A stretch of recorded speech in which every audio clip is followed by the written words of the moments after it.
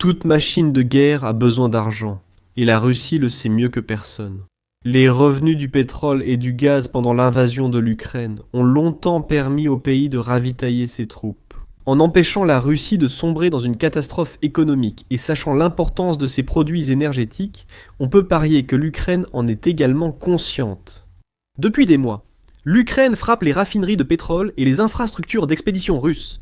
Et maintenant, elle concentre son attention sur la bouée de sauvetage du gaz naturel liquéfié, ou gaz naturel liquéfié de la Russie. L'Ukraine a détruit une grande partie de cette bouée de sauvetage, rapprochant la machine de guerre de Vladimir Poutine de l'arrêt. Une situation qui devient courante en 2025. L'Ukraine a récemment utilisé ses drones longue portée contre la Russie pour endommager les ressources clés de Poutine, soutenant son invasion. Le service de sécurité d'Ukraine, a mené cette opération. Le 5 décembre, le service de sécurité d'Ukraine a piloté ses drones dans la région de Krasnodar Krai en Russie. Arrivés sur place, les drones se sont dirigés vers le port maritime de Temryuk, selon Shipnext. Ce port, donnant accès à la mer d'Azov, devient crucial pour la Russie, qui cherche à expédier un maximum de marchandises à ses clients internationaux. Le média décrit Temryuk comme un port international en expansion, libre de glace l'hiver. C'est une véritable oie aux œufs d'or pour la Russie, souvent contrainte de composer avec le gel de ses ports continentaux en hiver. Temryuk traite chaque année environ 580 navires, transportant au total 1 million de tonnes de marchandises vers et depuis la Russie. Avec le développement de Temryuk, ces chiffres augmenteront, faisant du port une cible militaire évidente pour l'Ukraine. Parmi les marchandises expédiées depuis Temryuk se trouve le gaz naturel liquéfié que nous avons mentionné dans l'introduction de la vidéo. Vous pouvez sûrement deviner la destination des drones du service de sécurité d'Ukraine. Et vous auriez raison. Les réservoirs de gaz naturel liquéfié du port et les drones de l'organisation étaient les cibles du service de sécurité d'Ukraine. Ont enchaîné tir sur tir au but. Les dégâts en Russie étaient énormes, selon l'état-major général de l'Ukraine dans un message du 8 décembre sur Telegram, évaluant les conséquences de la frappe. L'état-major général a précisé les résultats de la frappe du 5 décembre 2025 par drone sur le port de Temryuk, dans le kraï de Krasnodar, en Russie, utilisé pour approvisionner l'armée d'occupation russe. La destruction de 20 chars, ce qui représente 70% du total, a été confirmée dans son propre rapport. Le Kiev indépendant rapporte que des drones ukrainiens ont frappé la plateforme de chargement de gaz naturel liquéfié du port, où plus de 20 wagons-citernes sont stockés.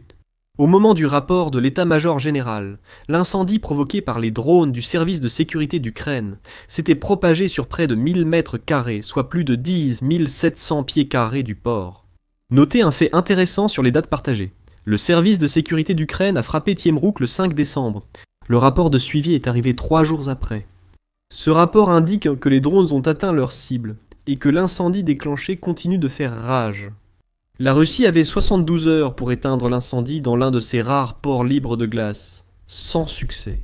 Un incendie aussi intense pourrait garantir que le port n'aura pas à s'inquiéter de la glace à mesure que nous avançons en décembre. Mais cela ne consolera guère la Russie. Chaque heure d'incendie entraîne une perte de gaz naturel liquéfié. Si la Russie n'est pas prudente, les dégâts de la frappe initiale du service de sécurité d'Ukraine pourraient empirer. Jusqu'où ? Une partie de Temryuk risque toujours de brûler, un incendie actif pouvant toucher d'autres réservoirs et installations. Sauf si la Russie parvient à le maîtriser, cela ne semble pas imminent, selon le rapport du 9 décembre du Kiev indépendant sur la frappe du service de sécurité d'Ukraine. Le média précise que chaque réservoir du port peut contenir environ 200 mètres cubes de gaz. En résumé, la Russie a perdu 4000 mètres cubes de l'un de ses biens les plus précieux à cause d'une frappe de drone. Bien sûr, il n'y a pas que le gaz naturel liquéfié en feu qui pose problème. Les réservoirs de gaz détruits exigent des réparations coûteuses, qui pourraient prendre des semaines ou des mois à la Russie. Donc, lorsque l'Ukraine affirme qu'elle vient de détruire 70% de la capacité du port de Temryuk, cela signifie que 70% de la capacité du port ne sera pas rétablie avant un bon moment. Un terminal traitant 40 000 tonnes de gaz naturel liquéfié par an, qui perd 70% de capacité, verra des milliers de tonnes de gaz naturel liquéfié ne pas parvenir à destination. La Russie aura des clients de gaz naturel liquéfié en attente et des retards de livraison inévitablement à l'avenir. Après 3 jours d'efforts, la Russie ne parvient toujours pas à maîtriser l'incendie du port maritime. Une vidéo de 20 secondes de l'incendie, partagée par le Kiev indépendant, montre qu'il est encore suffisamment massif pour être visible depuis des appartements situés à une grande distance au-delà du foyer de l'incendie. Le bruit des flammes du port est assez fort pour être entendu dans la vidéo. Quelques pompiers, avec des lances à incendie, ne vont pas réussir à maîtriser un incendie de cette ampleur. La Russie pourrait devoir attendre que le feu ait brûlé tout le carburant. Après cela, le port maritime de Tiemriuk pourrait devenir presque irrécupérable. L'Ukraine est fière de son exploit du 5 décembre, mais ne souhaite pas dévoiler comment elle a mené cette frappe. Toutes nos informations viennent d'une source anonyme du service de sécurité d'Ukraine, relayée par le Kiev indépendant le 9 décembre, car cette source indique seulement que l'unité alpha des opérations spéciales ukrainiennes a mené la frappe de drones sur le port maritime, visant les installations de Maktren NAFTA, impliquées dans le transbordement de gaz naturel liquéfié. L'unité alpha a été très active pendant la guerre, et est souvent responsable des frappes les plus spectaculaires de l'Ukraine. Le 8 décembre, Euromédan Press a indiqué que cette unité avait détruit un hélicoptère russe Mi-26 en juin. L'unité a de nouveau utilisé des drones équipés de caméras thermiques pour frapper et détruire une partie d'une unité de défense aérienne S-400. Quand l'Ukraine requiert une frappe complexe, l'unité alpha du service de sécurité d'Ukraine intervient. Le 5 décembre, elle en a donné la preuve, provoquant un incendie massif et détruisant une partie du précieux gaz naturel liquéfié de la Russie, ainsi que les réservoirs de stockage qui font partie de la chaîne d'approvisionnement nécessaire à la vente de ce gaz naturel liquéfié. Cela aurait été un exploit suffisamment important pour l'Ukraine lors de n'importe quelle autre nuit.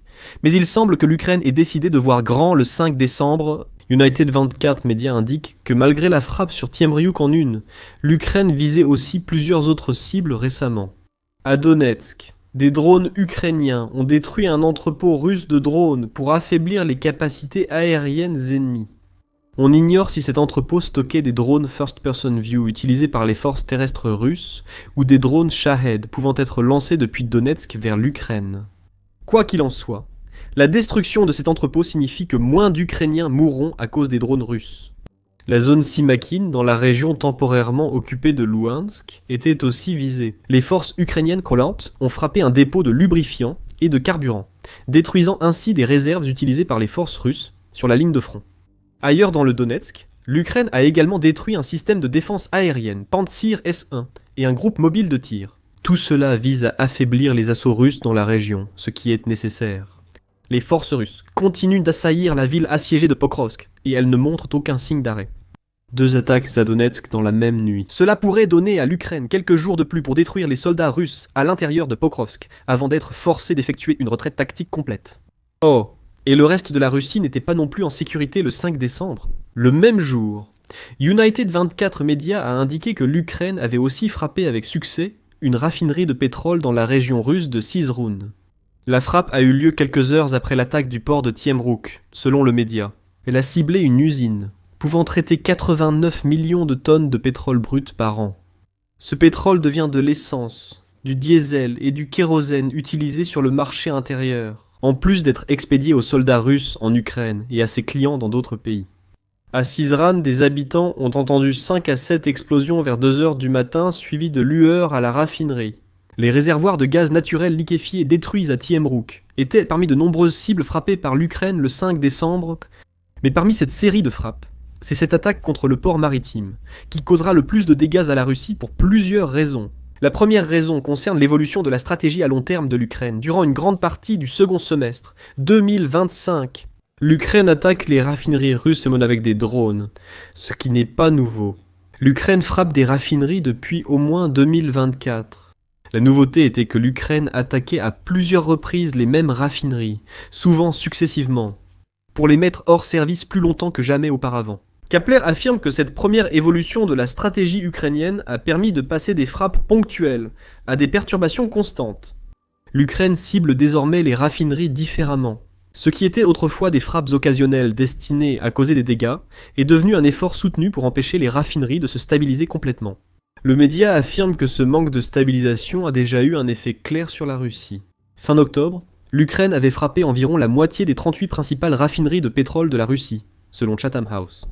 Ces frappes ne sont pas une solution miracle pour que l'Ukraine gagne la guerre, mais elles exercent une forte pression intérieure de diverses manières. La fermeture des raffineries réduit la quantité de carburant que la Russie peut vendre à l'international et en interne. Pour eux, les pénuries d'essence sont désormais une réalité quotidienne. Le fait que la Russie vende moins de pétrole signifie aussi qu'elle ne gagne pas l'argent dont elle a besoin pour alimenter la machine de guerre de Poutine. Sans évoquer comment les pénuries de carburant pourraient directement limiter la capacité de la machine à faire la guerre. Gardez ce point sur l'argent, nous y reviendrons. Après avoir connu autant de succès en frappant les raffineries russes, l'Ukraine a de nouveau fait évoluer sa stratégie à long terme. Elle frappe toujours les raffineries, comme vous venez de l'apprendre. Cependant, d'autres cibles liées à l'énergie sont de nouveau à l'ordre du jour. Kapler le souligne. Notant que ces derniers mois, l'Ukraine a mené des frappes partout en Russie et en Ukraine occupée. Des ports de la mer Noire, de la mer d'Azov, ainsi que des sites à Tuapse, Sotchi et Koursk ont été touchés. Souvent, ces frappes ciblaient des stocks d'essence et de diesel entreposés dans ces installations, prêts à être déplacés. Avec la frappe sur Tiemriuk, le gaz naturel liquéfié semble avoir été ajouté à la liste des cibles ukrainiennes. Tout cela est important parce que cela signifie que l'Ukraine ne s'attaque plus aux installations qui produisent l'énergie que la Russie veut vendre. Elle s'attaque aussi à l'approvisionnement immédiat dont dispose la Russie, provoquant des retards qui affecteront les clients nationaux et internationaux que nous avons mentionnés plus tôt, ce qui accentue cette focalisation sur les stocks immédiats de la Russie, en particulier ceux qu'elle vend à l'international. L'Ukraine utilise désormais beaucoup plus ses drones maritimes contre la flotte fantôme. CBS News indique que l'Ukraine a déjà frappé avec succès des pétroliers de cette flotte douteuse en Turquie et en Afrique de l'Ouest. En détruisant du carburant prêt à l'expédition dans des ports comme Tiemruk, l'Ukraine supprime les moyens d'acheminer ce carburant. Avec ce type d'attaque, encore une fois, c'est une évolution constante. Ce qui n'était au départ que des frappes ponctuelles contre les raffineries russes est devenu une stratégie. Par ce biais, l'Ukraine élimine les moyens de production et la capacité de la Russie à répondre aux besoins de ses clients, tant nationaux qu'étrangers. La frappe sur Tiemruk n'est que le dernier exemple d'une chose que l'Ukraine fait depuis un certain temps déjà. C'est remarquable car, lors de cette attaque, l'Ukraine a ciblé le gaz naturel liquéfié plutôt que l'essence ou le diesel. Cela nous ramène à ce que nous vous avons demandé de garder à l'esprit. La Russie gagne énormément d'argent grâce à ses ventes de gaz naturel liquéfié, qui, comme les ventes de pétrole du pays, sont taxées. Le Kremlin se sert de cet impôt pour financer la guerre de Poutine. Tout ce que l'Ukraine fait pour réduire les ventes de gaz naturel liquéfié russe améliore ses chances de défense à long terme. Contrairement au pétrole ces derniers 6 mois, le gaz naturel liquéfié reste une source de revenus assez stable pour la Russie. Le 1er décembre, Reuters a rapporté que les exportations de gaz naturel liquéfié de la Russie avaient diminué de 2% entre janvier et novembre. 2025, la Russie a donc vendu 284 millions de tonnes de ce produit, au grand désarroi de l'Ukraine. Une grande partie de ce gaz naturel liquéfié est vendu aux alliés qui la soutiennent militairement. High North News a mis en avant ce problème dans un article du 30 octobre où il a accusé l'Union européenne de tenir un discours ferme à propos de la Russie. Mais ensuite, elle ne soutient pas ses paroles par des actions. Du moins dans le secteur du gaz naturel liquéfié, loin d'acheter moins de gaz naturel liquéfié à la Russie, l'Union européenne a importé des quantités records de ce carburant en provenance de Russie en 2025. Le bloc a augmenté ses importations de gaz naturel liquéfié de 7% au premier semestre 2025 par rapport à 2024. Ce faisant, l'Union européenne a ajouté 45 milliards d'euros, environ 52 milliards de dollars, aux caisses russes. Les chiffres augmentent fortement si l'on considère le gazoduc et toute la durée de la guerre en Ukraine. L'Union européenne a importé environ 120 milliards d'euros, soit près de 139,5 milliards de dollars de ces deux gaz au cours des 3 ans et demi écoulés, révèle High North News. L'Institut de Kiel indique que l'Europe a attribué 6 milliards d'euros, environ 219 milliards de dollars, d'aide à l'Ukraine.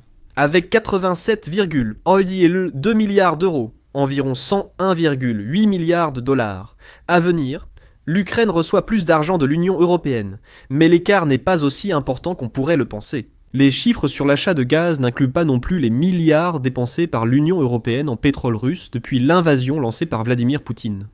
Fossil Fuel estime que les dépenses réelles de l'Union européenne, incluant les importations de pétrole, gaz et charbon, atteignent environ 216,8 milliards d'euros, 252 milliards de dollars. Depuis le début de la guerre, cela représente environ 33 milliards de plus que l'aide de l'Union européenne à l'Ukraine, suscitant un tollé face à ce que beaucoup voient comme un double standard européen. Peut-être voyons-nous un indice expliquant pourquoi l'Ukraine cible maintenant des ports comme Tiemruk et le gaz naturel liquéfié russe. Elle sait que ses partenaires européens dépensent encore pour le gaz russe et tentent d'y remédier. Si l'Union européenne continue de dépenser des milliards de dollars pour les combustibles fossiles russes, l'Ukraine peut forcer l'arrêt de ses achats en détruisant ces combustibles. Il y a de l'espoir à l'horizon dans ce domaine. même si cette décision a mis longtemps à être prise. L'Union européenne a annoncé le 3 décembre vouloir réduire de moitié, durablement, ses importations de gaz russe. Elle va aussi cesser progressivement d'importer du pétrole russe pour réduire la dépendance énergétique du bloc à la Russie. Quoi qu'il arrive, dans la guerre, aucune de ces initiatives ne sera immédiate. L'Union européenne prévoit de stopper toutes les importations de gaz naturel liquéfié d'ici fin 2026, laissant plus d'un an aux membres pour constituer des réserves. S'ils en ont l'intention, le gazoduc ne sera pas non plus coupé avant le 30 septembre 2027. Ces mesures vont dans le bon sens et pourraient aider l'Ukraine à cibler davantage des ports comme Timruk, qui servent sans doute des clients hors Union européenne, avec le gaz naturel liquéfié de la Russie. L'Ukraine, en attente d'une réaction de l'Union européenne, cherche à maximiser les dégâts sur les infrastructures énergétiques russes. Les frappes ukrainiennes sur les raffineries ont plus endommagé l'industrie pétrolière russe que 3 ans de sanctions occidentales. Kirilo Boudanov, chef du renseignement militaire ukrainien, a déclaré cela lors du Forum économique international de Kiev en octobre. C'est une autre vérité désagréable, montrant que les mesures actuelles sont insuffisantes. Il évoquait les dégâts économiques et stratégiques des frappes ukrainiennes sur les raffineries russes, qualifiant ces propos de vérité mathématique. La frappe sur Timruk marque peut-être le début de l'élargissement par l'Ukraine de sa stratégie à longue portée contre le gaz naturel liquéfié russe, comme pour les produits et pétroliers raffinés. L'Ukraine estime peut-être que si l'Union européenne, ses autres alliés et les nombreux autres clients de la Russie ne cessent pas d'acheter du gaz naturel liquéfié, alors elle fera en sorte qu'ils ne puissent plus en acheter. La destruction de 20 réservoirs dans un port en développement n'est qu'un début. Le secteur du gaz naturel liquéfié russe risque des difficultés similaires au raffinage si l'Ukraine poursuit ses frappes jusqu'en 2026. À l'avenir, l'Ukraine cible le gaz naturel liquéfié. Les actions actuelles de l'Ukraine aggravent la douleur économique de la Russie. Raffinerie à l'arrêt, ports fermés, revenus énergétiques en baisse. Vladimir Poutine doit faire face à la réalité très concrète qu'il s'est passé quelque chose de grave en Russie.